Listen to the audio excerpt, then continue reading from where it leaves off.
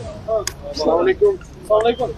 हाँ जनाब, उमर साहब 15 अगस्त के बाद कहा था कि कैबिनेट एक्सपेंशन होगा, तो क्या कोई नहीं ना, जब करना होगा करेंगे। आप लोग इतने बेफिक्र क्यों हो? कोई काम रुका नहीं है, कोई हुकूमत में कोई क्राइसिस नहीं है, काम हमारा चल रहा है। जब रिशफल करना होगा कर लेंगे। आपने उस वक्त मुझसे पूछा था कि क्या 15 अगस्त से पहले रिशफल होगा या नहीं। मैंने कहा नहीं होगा। मैंने आपसे ये नहीं कहा था कि 15 अगस्त के फौरन बाद होगा। मैंने कब कहा कि 15 अगस्त होते ही मैं कर लूंगा। मैंने आपसे सिर्फ इतना ही कहा था कि 15 अगस्त से पहले जो है ये नहीं होगा। अब कब होगा, किन हालात में होगा, या मुझको छोड़ दीजिए ना। सर एयर पावर टेरिफ को लेकर आप पर निशाना साधा जा रहा है।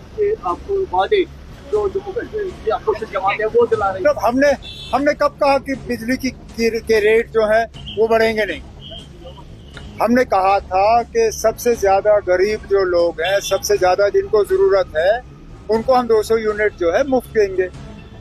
मैंने बार बार इसके बारे में असेंबली में भी लोगों को समझाया कि हम मुफ्त बिजली योजना के तहत जो है वो सोलर पैनल्स का इस्तेमाल करके ये स्कीम लोगों तक पहुंचाएंगे। बिजली की कीमत में और इस स्कीम में कोई मेल नहीं है। जिनको हमें मुफ्त बिजली फराहम करनी है उनको हम मुफ्त बिजली फराहम करते रहेंगे, लेकिन जो मुझ पे उंगली उठाते हैं उन्हें याद रखना चाहिए कि उन्होंने भी कभी कभार यहाँ हुकूमतें की हैं। उनकी हुकूमत के दौरान 14% से ज्यादा बिजली का रेट जो है वो बढ़ा। उस वक्त उनको नहीं लगा कि ये नाइंसाफी है। 4 साल पहले 15% बिजली के रेट में जो है इजाफा हुआ। उस वक्त भी बीजेपी वाले खामोश रहे। हमने सिर्फ 6% जो है बिजली की कीमत बढ़ाई, वो भी 4 साल के बाद।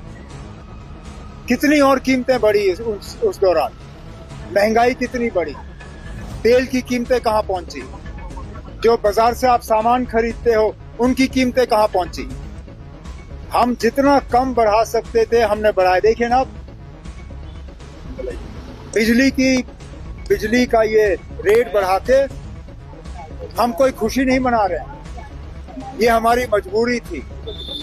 और जैसे जैसे बिजली में हमारे लॉसेस जो हैं वो कम होते जाएंगे, उतना हमें ऐसे कदम जो है उठाने की जरूरत नहीं पड़ेगी।